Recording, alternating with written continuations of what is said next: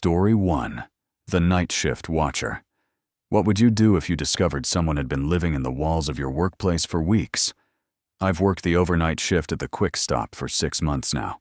It's a 24-hour gas station convenience store tucked into a suburban strip mall, and from midnight to 8 a.m., it's just me and the fluorescent lights humming their constant electric song. The cooler motors kick on every 20 minutes with a mechanical groan, and there's always the smell of burnt coffee mixing with whatever industrial cleaning chemicals corporate makes us use. By 3 a.m., the parking lot is empty except for my beat-up Honda, and the only sound is the slight rattle of the metal shelving when the building settles. I'm Marcus, 28, trying to finish my degree at community college while surviving on energy drinks and gas station hot dogs. The night shift pays an extra $2 an hour, and nobody bothers you. At least that's what I thought. The beginning. It started small in those first couple weeks. Inventory discrepancies. A box of beef jerky that should have been on the shelf but wasn't. An entire case of Red Bull gone. 3 packs of Marlboros missing from the locked cabinet. My manager, Dale, blamed it on poor counting during day shift restocking. "Just log it and move on," he said during our Tuesday morning handoff. But I knew I counted right. I'd been meticulous, using the inventory app on my phone to double-check everything. Something was off. By week 3, I started hearing things. Not just the normal building sounds. I'd learned those. The cooler's hum, the ice machine's periodic dumps, the HVAC clicking on and off. This was different. Footsteps. Or something like footsteps. They came from above the drop ceiling tiles, those cheap acoustic panels that hide the ductwork and wiring. The sounds would start around 4 a.m. during that dead zone when even the occasional late-night customer disappeared. I'd stand perfectly still in the middle of the store, staring up at the ceiling grid, watching for movement. Sometimes I'd see dust drift down from where a tile didn't quite sit flush, but I'd convince myself it was just rats or raccoons. Old building. Happens all the time. Week 4, I climbed onto the stepladder we use for restocking top shelves. I pushed up one of the ceiling tiles near where I'd heard the sounds. My phone's flashlight revealed dusty handprints on top of the tile, human handprints. The dust had been disturbed in a clear pattern, showing where someone had pushed the tile aside. My hand started shaking. I brought it to Dale. He laughed. "Marcus, man, that could be from the HVAC guys from 6 months ago. Or the electrician.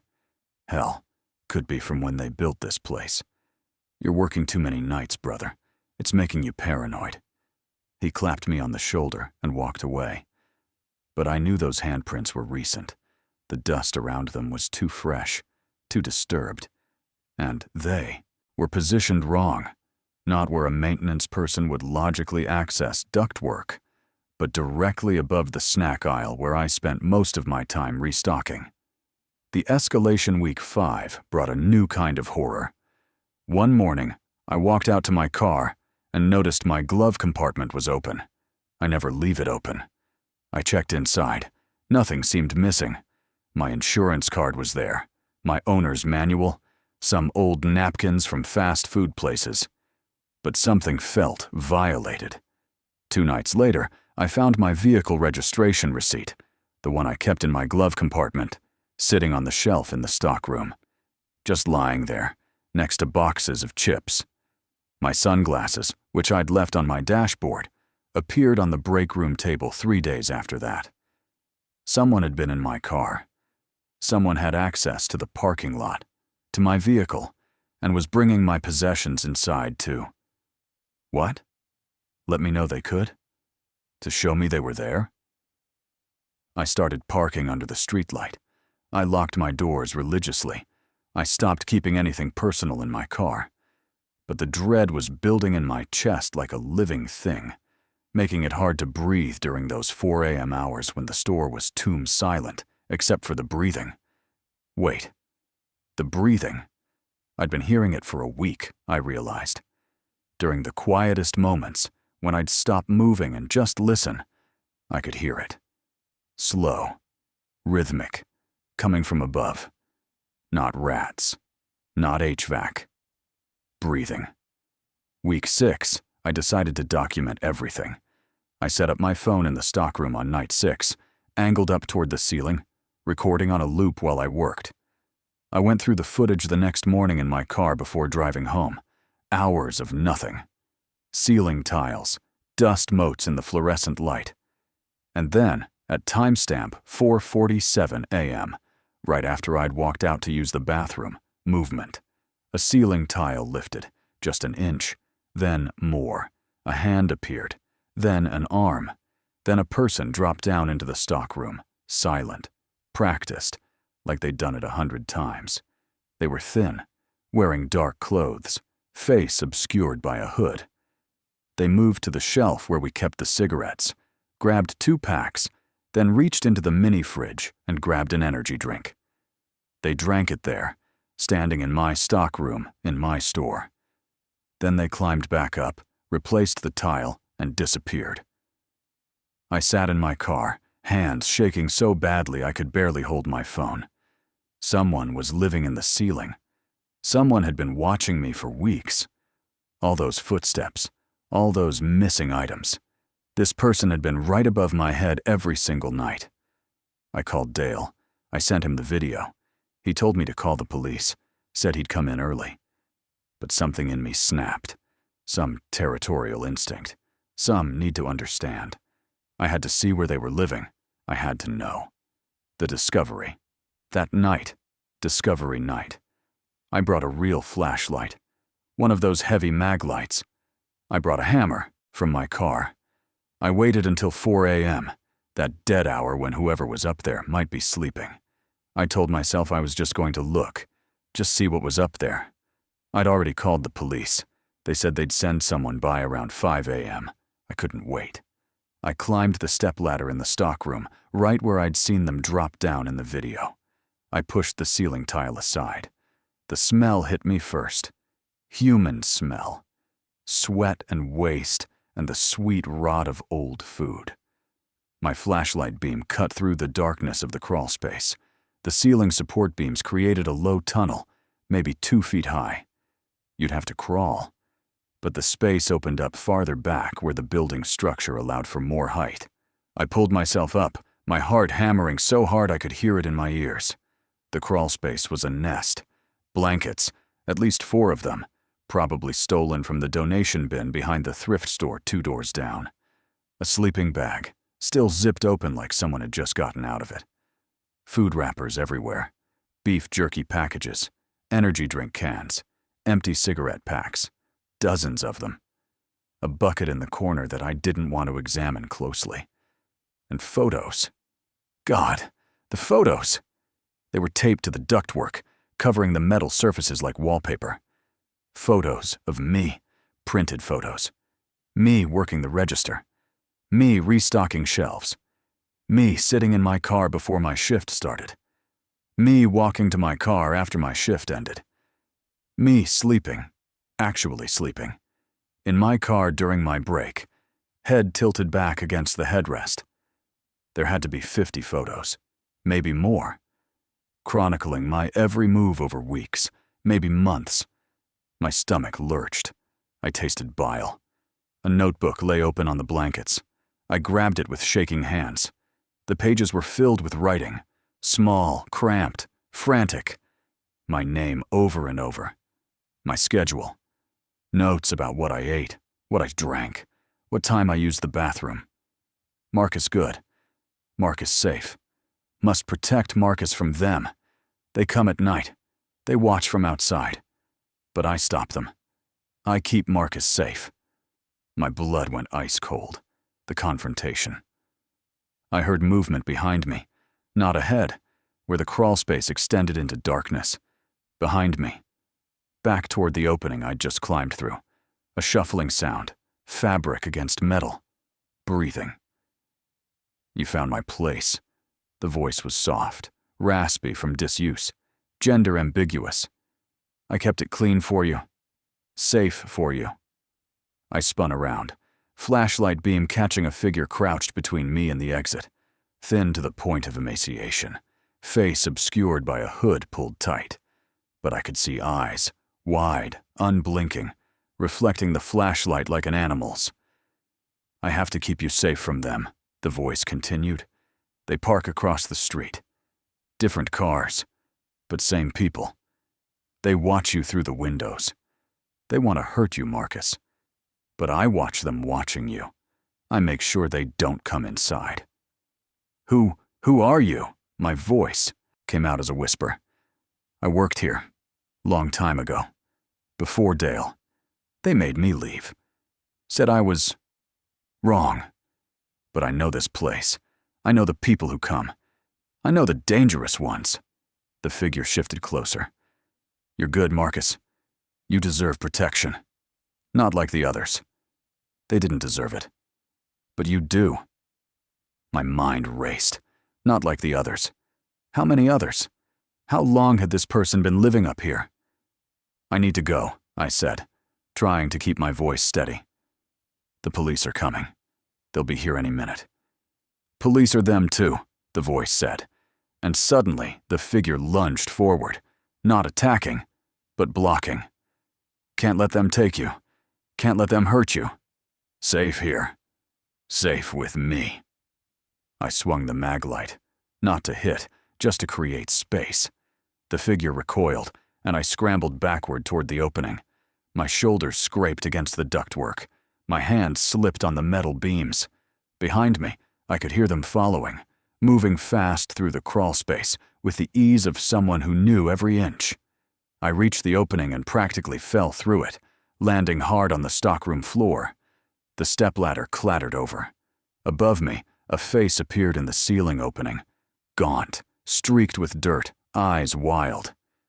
"You'll see," they said. "You'll see I was protecting you. When they come, you'll understand. You'll thank me." Then sirens. Red and blue lights washing through the store windows. The face disappeared back into the ceiling. The aftermath, the police found them in the crawl space 2 hours later, huddled in their nest of blankets and photos, non-violent but disoriented, muttering about, watching the watchers, and keeping Marcus safe. They'd been living there for 3 months, not weeks.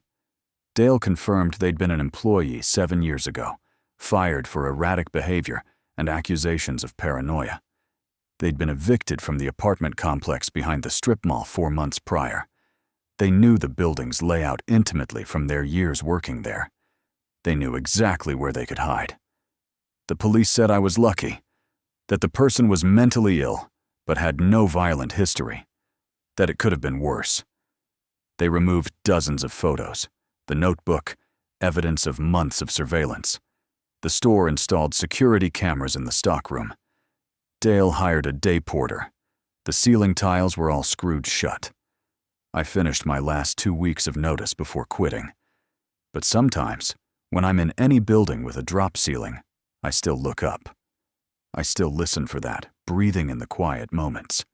And I still wonder about what they said, about the people watching me from across the street. Were they real? Was anyone actually watching? Or worse, are they still? This story runs approximately 15 minutes when read at a natural pace, around 2,000 words, following the pacing structure you outlined with escalating tension, sensory atmospheric details from the convenience store setting, and maintaining first-person narration from Marcus's perspective throughout. Story 2. The forwarded email. What would you do if you received an email containing photos of yourself that you never took? My name is Sarah Chen, and I'm a 32-year-old marketing coordinator at a mid-sized tech company in Portland. I live alone in a 1-bedroom apartment downtown, work my predictable 9 to 5, and honestly, my life is pretty boring. Or at least, it was until 2 weeks ago. It started on a Monday morning. I was sitting in my cubicle, surrounded by the familiar hum of the HVAC system and the gurgling of the break room coffee machine down the hall.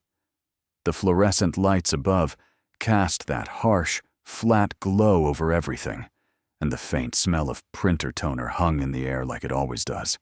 I was clearing out my spam folder when I saw it. Subject line: Day 1. No sender name, Just a string of random characters where the email address should be. I almost deleted it, but something made me click. Inside was a single photo. No text, no explanation. Just an image of me, standing at the Starbucks counter near my office building that morning, ordering my usual latte.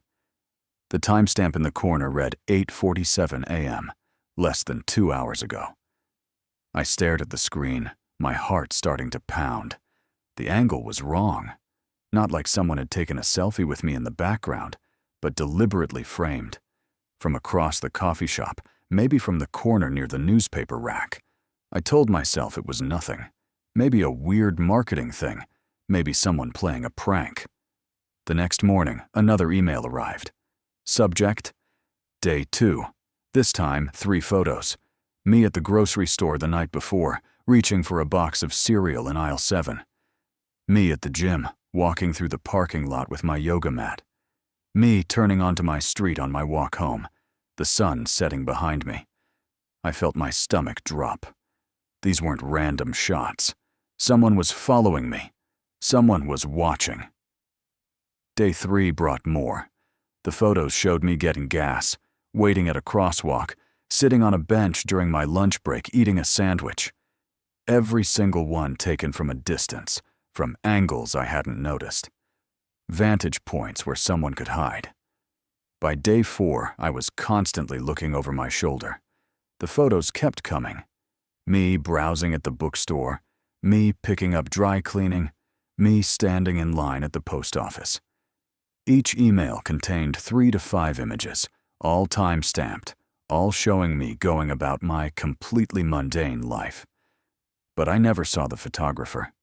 Not once. At work, I started scanning faces in the parking garage, listening to footsteps echo off the concrete walls, jumping at every sound.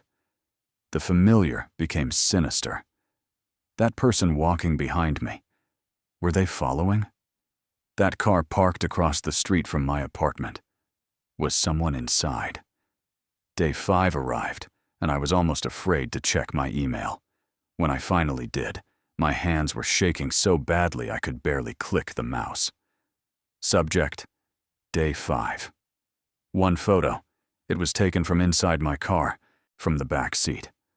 While I was driving, I could see my own face in the rearview mirror, completely unaware. I could see my hands on the steering wheel. The angle showed the back of my head, my profile, the street outside the windshield. Someone had been in my car, hiding, while I drove. I ran to the parking garage, my heels clicking frantically against the concrete. I checked every inch of my Camry, the back seat, the trunk, under the seats. Nothing. No signs of forced entry, no explanation. That night, I barely slept. Every creak in my apartment building made me bolt upright. Every distant siren made my heart race. And then day 6 came. The email arrived at 7:23 a.m., before I'd even left for work. I opened it on my phone, still sitting in bed. What I saw made me physically sick. Photo 1. Me sleeping. Taken from the doorway of my bedroom. My face peaceful, unaware, vulnerable. Photo 2. A sliver of my bathroom. Taken through a crack in the door while I showered. Steam fogging the mirror. Photo 3. Me in my kitchen the night before, stirring pasta on the stove, a glass of wine on the counter.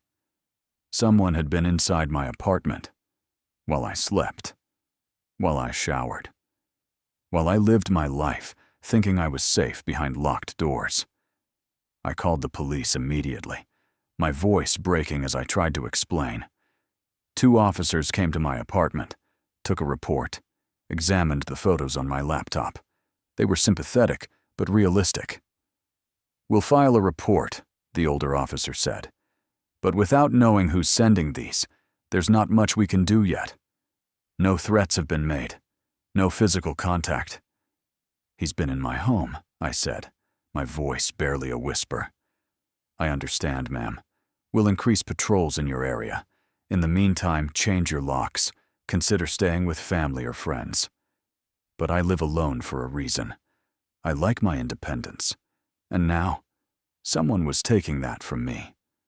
Day 7 arrived, and I was at my desk, exhausted from another sleepless night at a hotel. I'd changed my locks, covered my windows, disabled automatic image loading in my email settings, but I still checked my inbox obsessively. The email came at 2:47 p.m. Subject: Day 7. Tomorrow I introduce myself. One photo, taken from outside my cubicle, through the gap in the partition. I could see myself sitting at my computer, the blue glow of the screen on my face. The metadata showed it had been taken 17 minutes ago. He was here, in my office building, right now.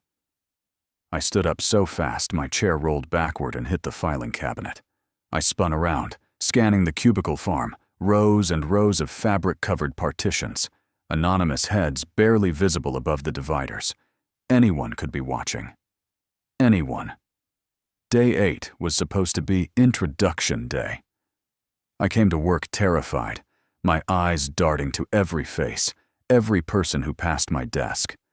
I studied my co-workers, the IT guy fixing someone's printer, the sales team huddled in a conference room, the janitor emptying trash cans.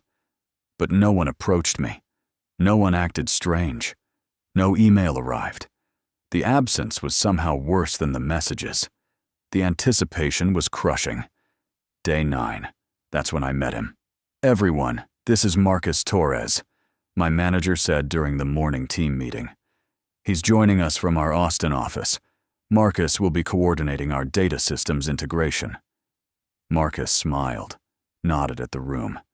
30-ish, average height, friendly face, completely unremarkable. Except for one thing. When he spoke, describing his background in IT infrastructure, he mentioned details that made my blood run cold. He'd worked with surveillance systems, digital security, corporate monitoring solutions. And when I reviewed the metadata on all the photos later that day, cross-referencing with building access logs that a sympathetic security guard showed me, I found something. Marcus's badge had accessed our building for the first time on day 1. The same day the email started, but it was his desk location that confirmed it. During the office tour, he'd been placed in a temporary workstation near the back corner of our floor, the perfect angle to photograph through the gap in my cubicle partition. The photo from day 7 was taken from exactly where his desk now sat. I went to HR immediately, to building security, back to the police with new information. They brought Marcus in for questioning. He denied everything. Calmly, with perfect composure. Said he'd never sent any emails, didn't know who I was beyond the team introduction, had no idea why I would accuse him of such things. But he knew details. Small things only the photographer would know. The brand of yoga mat I carried, the book I'd been reading on that bench, the exact kind of sandwich I'd eaten. The company launched an internal investigation. They issued a restraining order. Marcus was placed on administrative leave pending the investigation.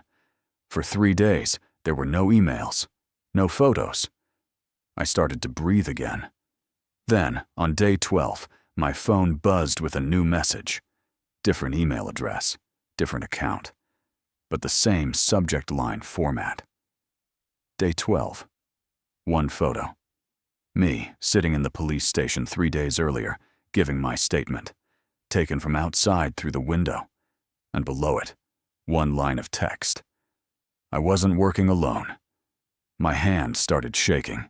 The coffee shop, the grocery store, the gym, my car, my apartment, my office. How many people had been watching? How many were still watching right now? I looked up from my phone, scanning the faces around me on the sidewalk. Any one of them could be holding a camera. Any one of them could be taking my photo right now, in this moment. And somewhere, someone would be adding it to an email. Time-stamped, cataloged, ready to send. I still check my inbox every few minutes. Still look over my shoulder constantly. Still wonder who's watching. Because the emails, they never really stopped. Story 3. The Basement Tenant. When I bought the house on Maple Ridge Drive, I thought I'd finally made it. At 35, freshly divorced and working as a freelance graphic designer, owning my own place felt like the fresh start I desperately needed. The 1970s split level wasn't much to look at. Avocado green appliances, wood paneling in the living room, and a basement that smelled like damp concrete and decades of neglect. But it was mine. The realtor had rushed through the showing, barely opening the basement door, before leading me back upstairs. I should have paid more attention to that. Month 1. Small discrepancies. The first month passed in a blur of unpacking boxes and arranging furniture. I'd lock the basement door before bed each night, a habit from living in sketchy apartments. But every few mornings, I'd find it standing open. I blamed it on the house settling, old locks that didn't catch properly. Then the utility bills arrived. My electric bill was nearly double what the previous owner had estimated. The gas company representative seemed confused when I called, mentioning that my usage patterns showed activity during hours I knew I'd been out of the house. I changed the thermostat settings and made a mental note to check the basement for drafts. Month 2. Things that didn't belong. I finally got around to organizing the basement on a rainy Saturday afternoon. The single bulb hanging from the ceiling cast harsh shadows across the concrete walls, making the water stains look like reaching fingers. Spider webs stretched between the exposed floor joists, and the furnace room door stood slightly ajar. That's when I found the coffee mug. It was sitting on an old workbench near the utility sink, still containing a few drops of what looked like fresh coffee. Next to it lay a toothbrush, the bristles damp. My stomach tightened, but I forced myself to relax. The previous owners must have left some items behind. I'd noticed a few boxes of old clothing in the corner when I first toured the house. I threw the mug and toothbrush in the trash and headed back upstairs. Over the next few weeks, I noticed food disappearing from my pantry. A box of crackers I'd just opened would be nearly empty. A jar of peanut butter showed finger marks that weren't mine. I lived alone. There was no one else to blame. Month 3. Footsteps. Below. The footsteps started on a Tuesday night. I was lying in bed, reading on my tablet, when I heard them. Slow, deliberate steps moving across the basement floor directly below my bedroom. My heart hammered against my ribs as I grabbed my phone and crept downstairs. I flipped on the basement light and stood at the top of the stairs, listening. Nothing. Just the usual sounds of the furnace clicking on and the pipes creaking in the walls. I descended slowly, my phone's flashlight cutting through the shadows the overhead bulb couldn't reach. The basement was empty. The furnace hummed in its little room, and dust motes drifted through the stale air. I checked behind the old furniture, inside the storage closet, even behind the hot water heater. Nothing. The next day, I mentioned the strange noises to my neighbor, Mrs. Chen, while collecting my mail. Her expression changed immediately. "Did you buy the Foster house?" she asked, her voice dropping. "The previous owner. He was odd. Kept to himself mostly. But toward the end, he really didn't want to leave. Police had to escort him out after the foreclosure. Changing the locks. That weekend, I called a locksmith and had every lock in the house changed, including the exterior basement access door I'd barely noticed behind the overgrown bushes on the side of the house. The locksmith, a weathered man named Joe, examined the old locks with interest. "These have been picked," he said, pointing to scratches around the keyhole of the basement door. "Someone's been getting in here." My blood ran cold. "Recently?" I asked. He shrugged. "Can't say for sure, but these marks look pretty fresh." After Joe left, I installed a security camera at the top of the basement stairs. It was a cheap model from the hardware store, motion activated, with night vision capabilities. I connected it to my phone and tried to convince myself I was being paranoid. The footage. 2 nights later, at 3:47 a.m., my phone buzzed with a motion alert. I grabbed it with shaking hands and opened the app. The grainy footage showed the basement door swinging open slowly.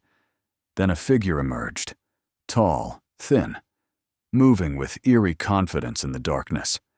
I watched in frozen horror as the person climbed the stairs and moved past the camera. They were in my house, right now, above me. I couldn't move, couldn't breathe. The app showed the figure returning 20 minutes later, carrying what looked like a sandwich and a glass of water. They descended the stairs and disappeared back into the basement.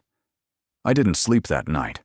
At first light, I went down to the basement, this time carrying a baseball bat. I searched every corner, every closet, every shadow. Still nothing. Then I noticed the furnace room. I'd only glanced inside before. It was cramped, hot, and filled with the ancient furnace and various pipes. But now I looked more carefully at the back wall. One section of the wall looked different. The concrete blocks were a slightly different color, and there was a thin gap running vertically along the edge. I pressed against it, and the entire section swung inward like a door. The hidden room behind the false wall lay a small room, maybe 6 feet by 8 feet. A camping mattress lay on the floor, covered with a faded sleeping bag. Personal items were arranged neatly on makeshift shelves: toiletries, books, changes of clothing. An old camping lantern sat on a plastic crate being used as a table. But what made my stomach lurch were the photographs. They covered one entire wall, dozens of pictures of my house, exterior shots from different angles, photos of the interior rooms, even pictures of the neighborhood. Some were old, yellowed with age, but others looked recent. In the corner sat a small portable heater, explaining the high electric bills. A mini fridge hummed quietly, filled with food I recognized from my own pantry. Someone was living here. Someone had been living here the entire time. The confrontation, I should have called the police immediately. Instead, I found myself unable to leave that room, unable to stop staring at those photographs. My house, documented like a museum exhibit. My home, which had never truly been mine alone. That night, I didn't sleep. I sat in the basement in the darkness, with my baseball bat across my knees and my phone in my hand, ready to dial 911. I'd positioned myself behind the old furnace, where I could see the hidden door, but remain unseen. At 2:30 a.m., I heard the exterior basement door open. Footsteps crossed the concrete floor, confident and unhurried. The figure moved past me toward the hidden room, then stopped. They'd seen me.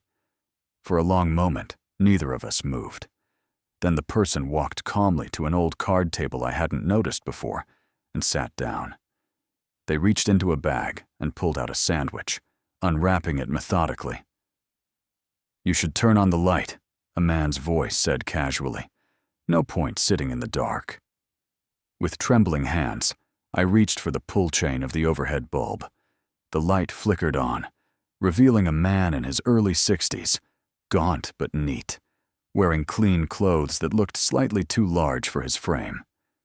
"Who are you?" I demanded, my voice cracking. "What are you doing in my house?" He looked at me with genuine confusion. "Your house," he said. "This is my house. I built it in 1978. Did the electrical, the plumbing, everything." "You sold it," I said. "The bank foreclosed." "No," he interrupted, his voice firm but not angry. "That was a mistake, a clerical error. This house is mine. Those people at the bank, they didn't understand. And now you're here, but you'll leave eventually. They always do. And I'll still be here, waiting." The truth. The police arrived within 10 minutes of my call. The man, his name was Richard Foster, didn't resist. He simply sat at his card table, eating his sandwich, occasionally looking at me with that same confused, almost pitying expression. "You don't understand," he kept saying as the officers led him away. "This is my house. I'm not the trespasser." The police investigation revealed that Richard had built the house himself decades ago. He'd lived there for over 30 years before missing several mortgage payments and falling into foreclosure. According to the psychological evaluation ordered by the court, Richard had suffered a complete break from reality. In his mind, the foreclosure had never happened. The house was still his, and everyone else, including me, was the intruder. The hidden room had been built during the original construction, designed as a storage space or safe room. Richard had been living there on and off for years, even between tenants. He knew every creak of the floorboards, every blind spot, every routine of the home's occupants. He'd been watching me from the moment I moved in. Aftermath, I tried to stay in the house after Richard was removed. I sealed up the hidden room, installed more cameras, added extra locks. But I couldn't sleep. Every sound made me freeze. Every shadow seemed to hide a figure watching me. 3 months later, I put the house up for sale. The realtor, a different one this time, was sympathetic but realistic about the property's history. We'd have to disclose what had happened. A week before the first showing, my realtor called. "You need to come to the house," she said, her voice tight. "Something's happened." When I arrived, she was standing in the driveway, staring at the basement windows. "I came to check on the property," she explained. "The basement light was on, and I could swear I saw someone moving down there." We searched the basement together, both of us jumpy, calling out before we descended. The hidden room was still sealed. The locks showed no signs of tampering. Everything was exactly as I'd left it. Everything except a fresh coffee mug sitting on the workbench, still steaming. The police confirmed that Richard was still in the psychiatric facility. He couldn't have been in the house. But when I mentioned the coffee mug, the detective's face went pale. "When we searched the hidden room," he said slowly, "we found documents. Richard had a son, listed as emergency contact. We could never track him down. I sold the house at a significant loss to the first buyer who didn't mind its history. I never went back. But sometimes, late at night, I still wonder who's living in that basement now, and whether they know they're not alone."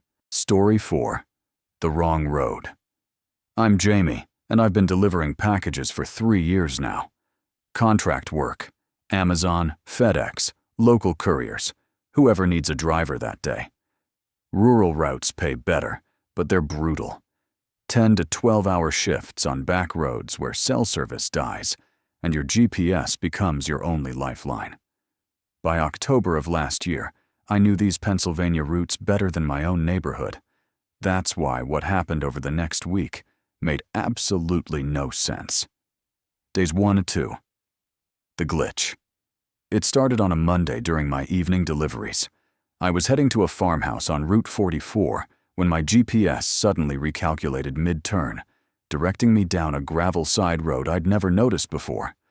The screen showed my destination as 0.3 miles ahead, but I knew the farm was in the opposite direction. I figured it was a software bug. These delivery apps update constantly, and sometimes the maps lag. I manually rerouted and finished the delivery without incident. The next day, it happened again.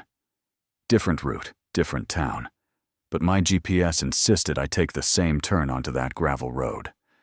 This time, I was 20 miles from where I'd been the day before, heading to a completely different delivery zone. The coincidence irritated me, but I assumed my app was corrupted. I uninstalled it, reinstalled it, and kept working. Day 3. The decision. By Wednesday, I was losing my patience.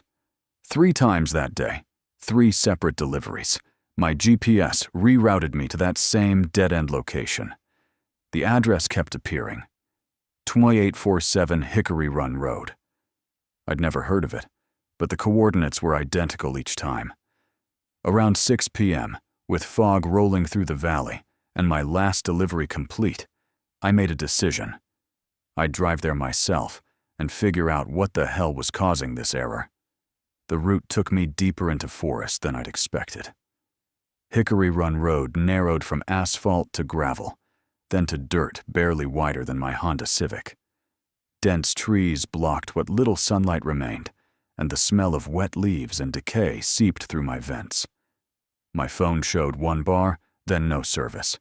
The only sound was gravel crunching under my tires and branches scraping my windows.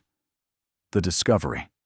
The road ended at an overgrown driveway leading to an abandoned property. The house was a sagging 2-story structure with broken windows. Its porch collapsed inward. But what made my stomach drop was the car in the front yard.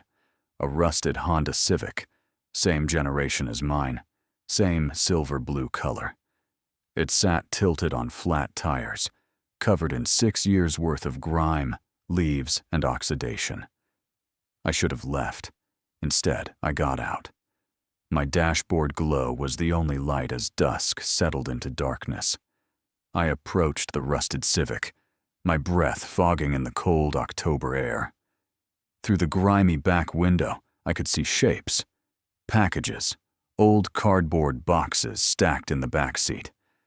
I brushed dirt off one of the labels. My hand froze.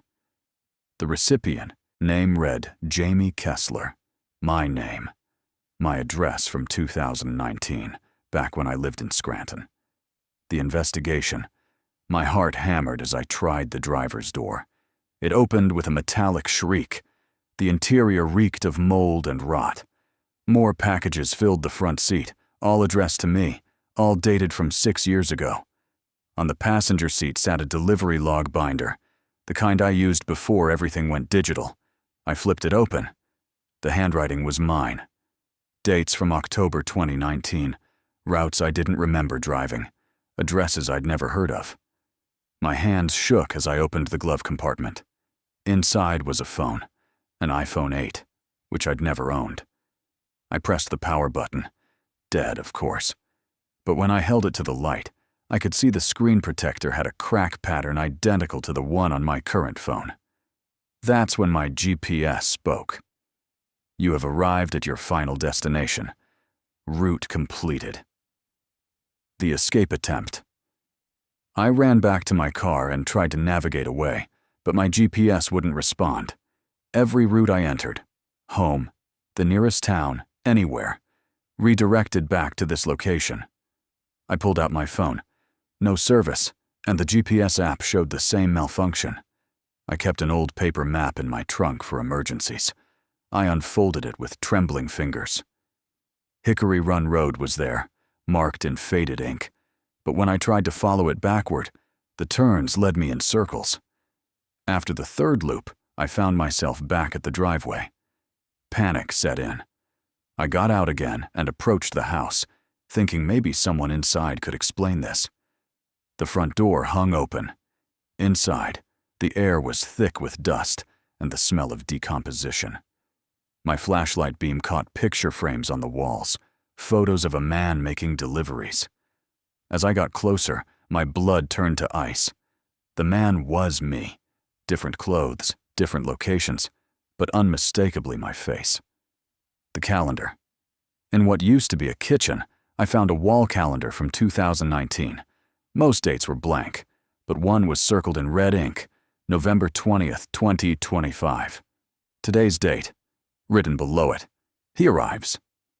I heard something outside, an engine starting. I rushed to the window and saw my Civic's headlights turn on by themselves. The GPS screen glowed through the windshield, displaying a new route. I sprinted back to my car, yanked the door open, and threw it into reverse. The engine sputtered, then caught. I floored it backward down the driveway, branches whipping the sides of my car. This time, the GPS worked. It guided me back to the main road without issue. I drove 90 miles per hour until I reached a gas station with working cell service, where I sat in the parking lot shaking for an hour. The aftermath. When I got home, I researched the property. In 2019, a delivery driver named Marcus Webb disappeared during his rural route. His car was never found. He was 26, the same age I am now.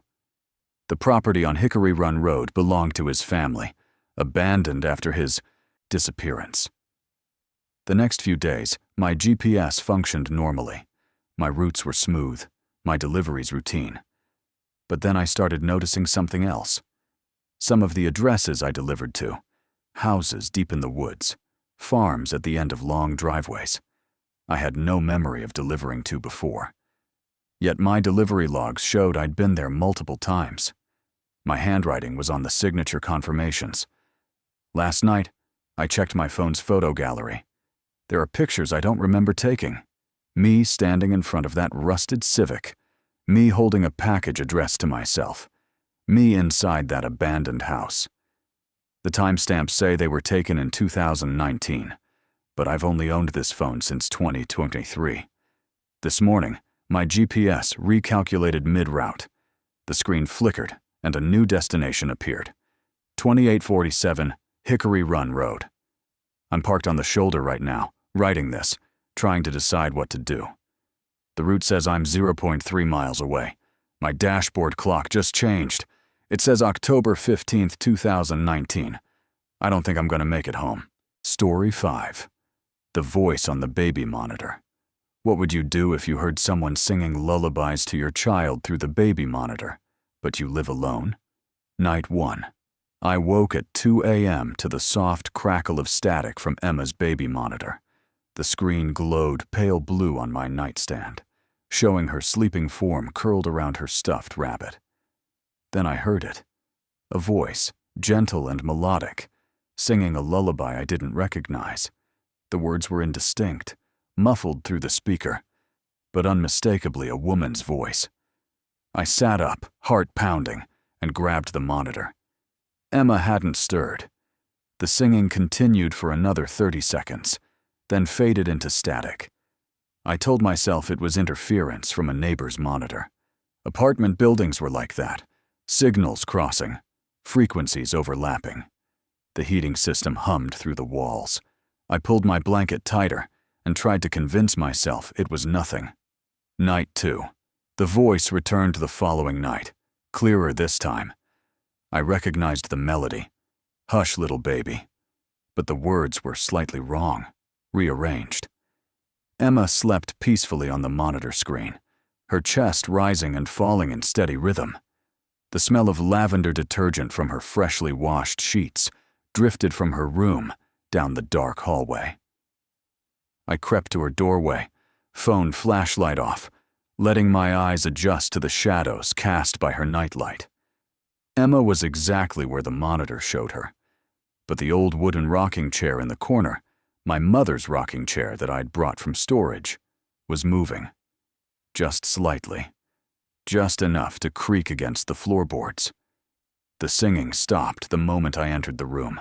I checked every corner, looked under the crib, examined the monitor itself. Nothing. I unplugged it, plugged it back in.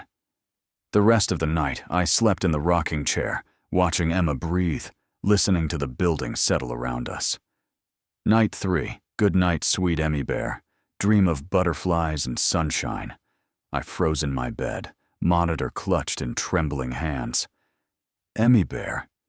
That was my mother's nickname for Emma, a name I'd only mentioned once to my parents before my mother died 10 years ago. My father still used it sometimes on video calls, but no one else knew. No neighbor could know that name. I ran to Emma's room and scooped her up. She whimpered in her sleep but didn't wake. I carried her to my bed, wrapped her in my comforter, and held her while I researched baby monitor hacking on my phone. The articles were terrifying. Cases of strangers accessing cameras, speaking to children, watching families. My hands shook as I read about encryption protocols, default passwords, network vulnerabilities. At 7 a.m., I drove to the electronics store and bought the most expensive encrypted baby monitor they had. The salesperson assured me it was unhackable, closed circuit, impossible to intercept. I believed him because I needed to. Night 4, the new monitor sat on my dresser, its packaging scattered across my bedroom floor. I'd changed every password, reset my router, done everything the online guides recommended. Emma babbled in her crib, playing with her toes before bedtime. I watched her through the crystal-clear new screen, proud of myself for taking action, for protecting her. At 2:17 a.m., the voice came through. Not singing this time, speaking. Directly. She's so beautiful when she sleeps, just like you were. I couldn't breathe. The smell of baby powder from Emma's room seemed overwhelming, suffocating. The voice continued, crackling slightly through the speaker. You always kicked off your blankets too. I'd come in 3-4 times a night to cover you back up. That was true. My father had told me that story about my mother, how she'd check on me constantly, fixing my blankets, singing until I settled. Details I'd never shared with anyone, stored only in family memory and my father's old journals. Who are you? I whispered into the darkness, knowing somehow that she could hear me. The monitor screen flickered. Emma's rocking chair moved, back and forth, back and forth. The voice hummed a melody I hadn't heard in 20 years, the lullaby my mother sang when I was sick, the one she made up herself that no recording could capture. Investigation, I didn't sleep. At dawn, I placed Emma with my neighbor, a kind grandmother who'd babysat before, and I set up my phone camera aimed directly at the monitor and the rocking chair. I researched obsessively. Baby monitor frequencies, apartment building histories, anything to explain the impossible. That night, I watched both screens, the new monitor and my phone camera. At 1:53 a.m., the voice began singing again. My phone camera captured it all, the monitor's audio playing that haunting lullaby, and the rocking chair moving steadily back and forth with no one in it. The shadows from the nightlight stretched and danced across Emma's wall.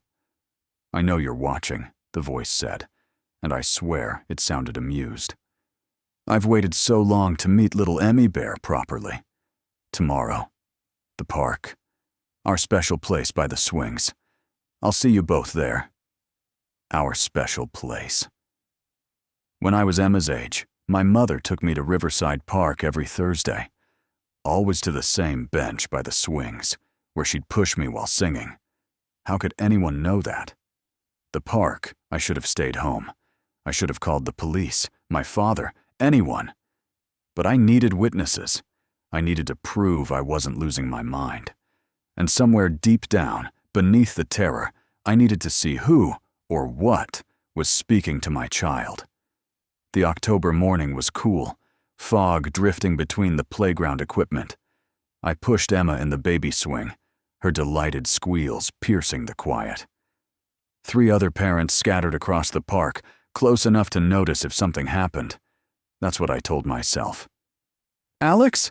I turned. The woman approaching was in her 60s, with silver hair and a kind face that stirred something familiar in my memory. She wore a cardigan the exact shade of green my mother had loved. I'm sorry. Do I know you? My hand tightened on Emma's swing. Oh, honey, you wouldn't remember me. I was your mother's best friend. We went to college together. I've been living overseas for years, just moved back to the area. She smiled down at Emma.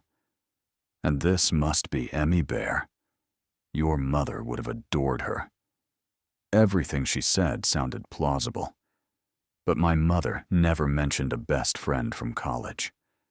And my father was meticulous about maintaining Mom's friendships after she died. There were no mystery friends in her old photos, her address books, her letters. She has your mother's eyes, the woman continued. She pulled something from her pocket, a gold locket on a delicate chain.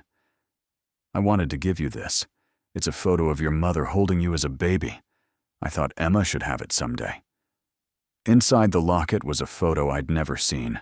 My mother, young and radiant, holding an infant in that same green cardigan.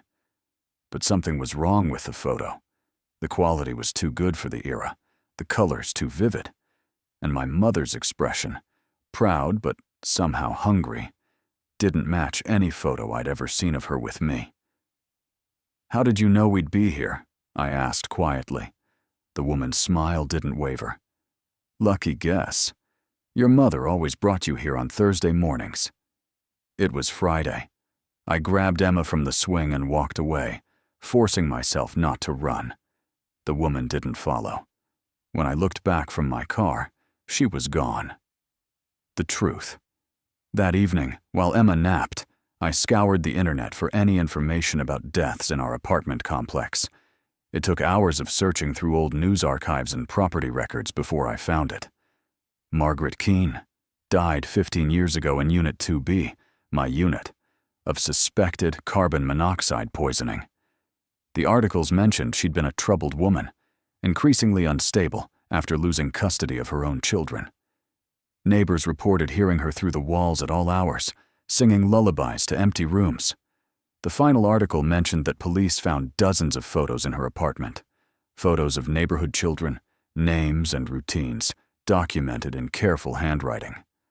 The green cardigan in the photos, the same shade as the one the woman at the park had worn. I read one neighbor's quote over and over. She knew things she shouldn't know.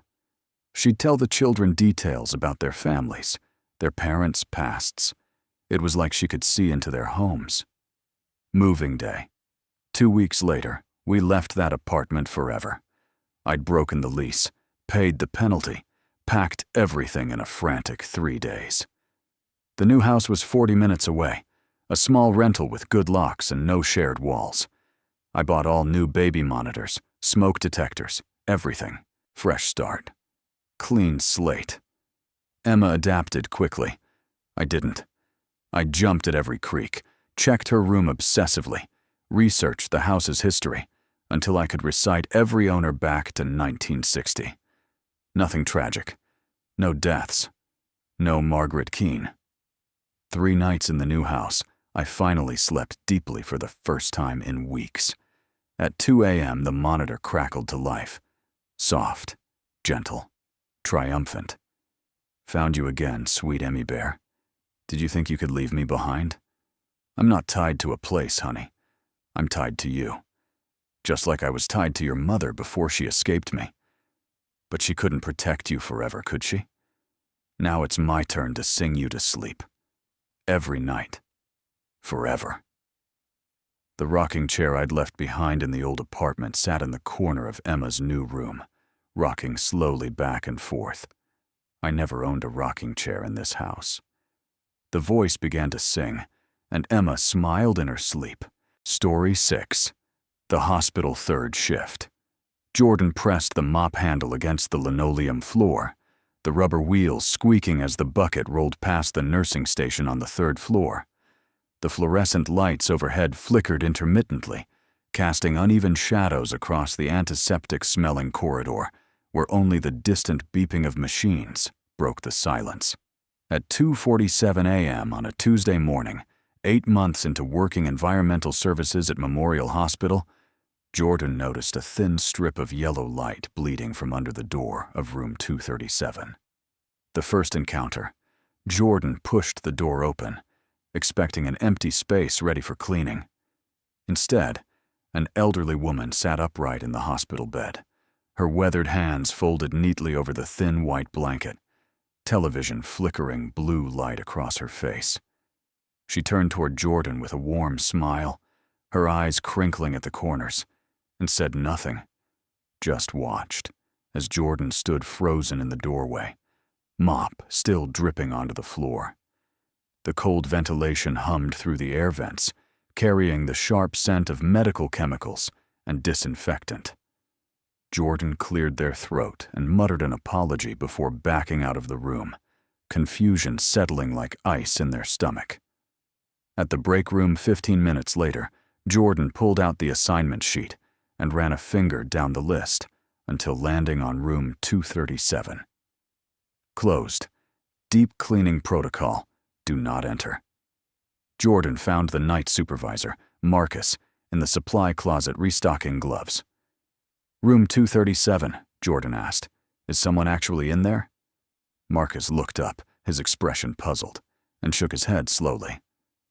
That room's been closed for 3 weeks now.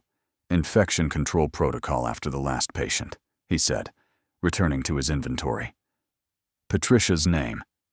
The next night, Jordan couldn't help returning to room 237, curiosity overriding caution. The light was on again, and the same elderly woman sat in the same position, but this time she spoke first. "You're working hard tonight, dear," she said, her voice thin but steady.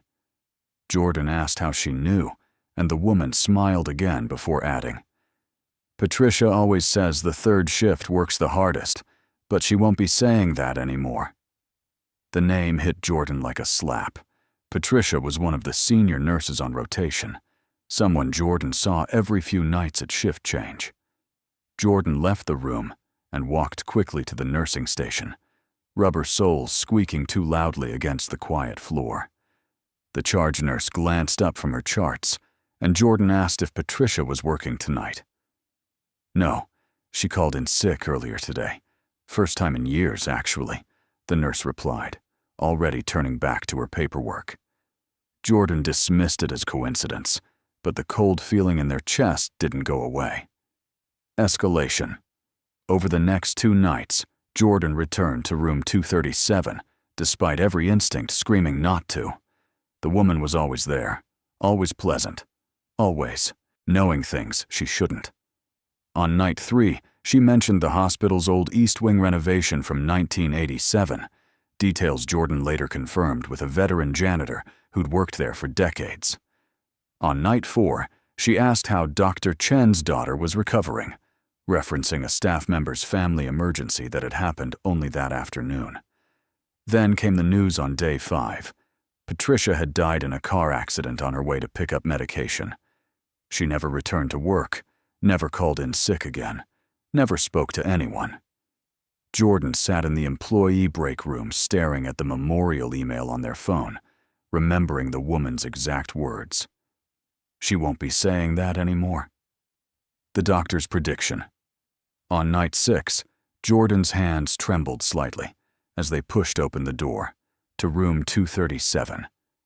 The woman looked up from the television, some old game show with canned laughter, and her expression shifted to something more serious. "You're going to want to check on Dr. Richardson tonight," she said calmly, folding her hands again. "He doesn't have much time left." Jordan stood frozen for a moment, then turned and walked directly to the physician's lounge on the 2nd floor. Dr. Richardson was slumped in a chair, his face gray and slick with sweat, one hand clutching his chest. Jordan called for help immediately, and within minutes, the emergency team had stabilized him. Massive heart attack, barely caught in time. The next morning, other staff members called Jordan a hero, but Jordan couldn't shake the source of the knowledge. Researching the room. On night 7, Jordan approached the older nurses during their break, carefully asking about room 237's history. One nurse, Linda, who'd worked there for nearly 20 years, set down her coffee and nodded slowly. "We had a patient die in there back in 2018, she said quietly. "Elderly woman. No family. She'd been with us for weeks before she passed. Just watching TV most days. Very sweet lady." Jordan felt their skin prickle cold despite the warm break room. The Thursday warning. On night 8, the woman in room 237 appeared pleased when Jordan entered, almost proud. "You saved that doctor's life," she said warmly. Then her expression shifted again, becoming more urgent. "You're a good soul, Jordan, but you need to be careful on your drive home Thursday." She leaned forward slightly, her eyes locked on Jordan's. "Don't take your usual route, please." Thursday night arrived with heavy rain pelting the hospital windows. Jordan's shift ended at 7 a.m., but the woman's warning echoed so loudly in their mind that Jordan left at 6:30 instead, taking the longer back roads rather than the highway. At 7:15 a.m., Jordan's phone buzzed with a news alert. Massive multi-vehicle accident on Highway 52 at the exact mile marker Jordan passed every morning, occurring at exactly 7:05 a.m., the time Jordan would have been there. The empty room. On Jordan's next shift, they walked straight to room 237 with a small bouquet of flowers intending to thank the woman. Supernatural or not, she'd saved their life. Jordan pushed open the door and stopped dead. The room was completely empty. No bed, no television, no medical equipment. Just bare walls marked with tape residue and cleaning solution stains where furniture had been removed. A maintenance worker passing by paused and said, "Yeah, that room's been empty for months. We're finally starting renovations next week." Jordan stood in the doorway for a long moment, then walked down to the hospital's administrative archives during break. After 20 minutes of searching through old patient records and memorial photos, Jordan found her. Eleanor Davies, died September 14, 2018, room 237. No surviving family. But it was the second document that made Jordan's blood run cold. A staff incident report from September 13, 2018, one day before Eleanor's death. A night shift environmental services worker had been killed in an accident on Highway 52 during his Thursday morning commute home. Eleanor had been awake, had heard the commotion when the news reached the staff. She died the next morning. Jordan carefully closed the file folders and walked back upstairs. Room 237's door stood open now, the bare walls waiting for renovation, the fluorescent lights humming their steady tone. The antiseptic smell seemed stronger than usual, or maybe Jordan was just noticing it more. Whatever Eleanor Davies had been, warning, guardian, or something else entirely, she was gone now. But Jordan still took the back roads home every Thursday, just in case. Story 7. The carpool. I never thought a good deed would cost me my sanity. It started 3 weeks ago when Maya joined our development team. She lived 20 minutes out of my way, but gas was expensive, and the company was pushing carpools. I figured 45 minutes each direction wasn't so bad if I could split costs. The first 2 days were normal. We talked about work deadlines, complained about traffic on the 405, debated whether the classic rock station was better than the alternative one. She was quiet, polite, always had her coffee ready when I pulled up at 7:15. Day 3 changed everything. "Rough night?" Maya asked as I merged onto the highway. The sun glare was brutal through the windshield, and I squinted against it. "Just tired," I said. "Those dreams about missing deadlines are the worst." She adjusted her seatbelt. "I hate that panic feeling when you wake up." My hands tightened on the wheel. I had dreamed about missing a deadline. The project manager standing over my desk, everyone staring. But I hadn't mentioned it. "Yeah," I said slowly. "How did you know?" She smiled, watching the cars ahead. Everyone has those dreams. The leather seats creaked as I shifted uncomfortably. The radio filled the silence with static between stations. Day 4, she mentioned my apartment layout, how the kitchen must get good morning light with those east-facing windows. I'd never invited her over. Day 5, she asked how Shadow was doing, called my cat by name when I'd never once talked about having a cat. I started keeping a mental list. Week 2, Monday morning, my phone buzzed before I even pulled out of my driveway. My brother, still angry about our text argument. I'd called him selfish. He'd called me controlling. I threw the phone in the cup holder and drove to Maya's place in silence. When she got in, she said, "Family's complicated, right? You weren't being controlling. He needed to hear it." I slammed the brakes harder than necessary at a red light. "What?" "Your brother. The argument about your mom's estate. You used the right words." The coffee thermos smell from her cup made my stomach turn. "I never. How do you know about that?" "You seem stressed," she said calmly. "I'm just guessing." But she'd used the exact word. Controlling. The exact word he'd thrown at me. Tuesday, I tested her. During the drive, I didn't speak, just thought about canceling dinner with my sister that night. I needed to finish the code review, and Sarah would understand. I thought about it the entire 20-minute stretch on Riverside Drive. Maya turned to me as we pulled into the parking garage, the echo of our engine filling the concrete space. "Your sister will understand if you cancel tonight. She knows how work gets." I nearly hit the concrete pillar. Stop. My voice shook. Stop doing that. Doing what? Reading my mind. Or, I don't know what you're doing, but stop. She gathered her bag slowly, her face expression less in the dim garage light. I'm not doing anything, Chris. I just know you. She got out, and I sat there shaking until someone honked from my parking spot. That night, I looked into her employment record. HR was friendly, but confused. Maya was listed as a referral, but when I pressed, no one could tell me who had referred her. No interview notes, no reference checks. Wednesday, I changed my password at work.